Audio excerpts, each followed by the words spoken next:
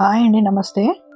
చపాతీకి, పుల్కాలకి కూర చేసుకునే టైం లేనప్పుడు అప్పటికప్పుడు చేసుకునే సైడ్ డిష్ అండి ఇది. ఇది తయారు చేసుకోవడానికి మనకి స్టవ్‌తో పని లేదు. దీనికోసం నేను 2 చిన్న సైజ్ అవకాడోలు తీసుకున్నాను. అవకాడోల్ని ఇలా మధ్యకు కోసుకొని అందులోంచి గింజ తీసేసి మధ్యలో ఉన్న గుజ్జునంతా తీసి పక్కన పెట్టుకోవాలి. ఇప్పుడు ఈ మధ్య భాగాన్ని చిన్న చిన్న ముక్కలుగా కట్ చేసి పెట్టుకోవాలి. ఒక చిన్న మిక్సీ తీసుకొని ఒక 20 పుదీనా ఆకులు, ఒక గుప్పెడు కొత్తిమీర, మీరు తినే కారానికి తగ్గట్టు పచ్చిమిరపకాయలు, నేనైతే 2 పచ్చిమిరపకాయలు వేసుకున్నాను, 2 వెల్లుల్లిపాయ రబ్బలు, తర్వాత ఒక చిన్న పన్నీర్ ముక్క తీసుకొని దాన్ని ఇలా ముక్కలుగా కట్ చేసుకొని వేసుకోవాలి.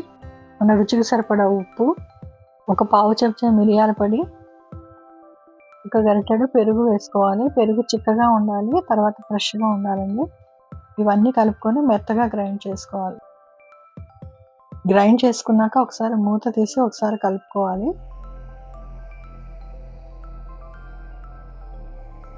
ఇప్పుడు మనం పక్కన పెట్టుకున్న అవకాడో ముక్కలన్నిటిని వేసి గ్రైండ్ చేసుకోవాలి.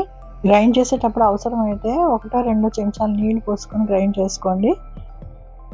ఇది కూడా మెత్తగా గ్రైండ్ చేసుకోవాలి.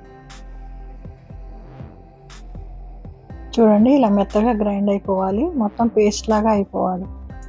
ఇప్పుడు ఈ పేస్ట్ అంతా ఒక గిన్నెలోకి తీసుకోవాలి.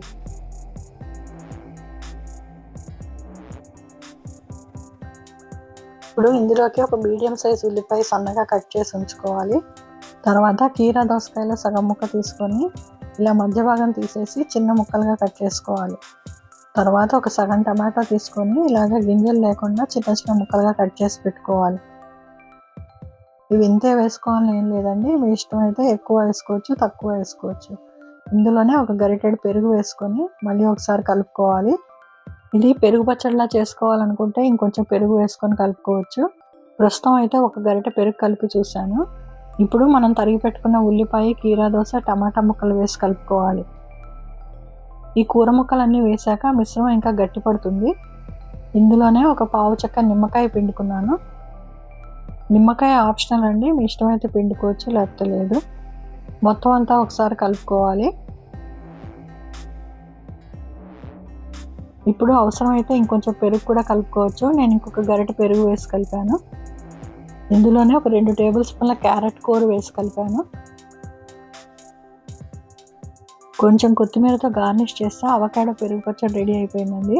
ఇది చాలా రుచిగా ఉంటుంది, చాలా హెల్దీ కూడా. మీరు ట్రై చేసి చూడండి. ఈ వీడియో కనుక మీకు ఉపయోగపడితే లైక్ చేసి మీ వాళ్ళందరికీ షేర్ చేయండి. మరియు నా ఛానల్ కూడా సబ్స్క్రైబ్ చేసుకోండి. Thanks for watching.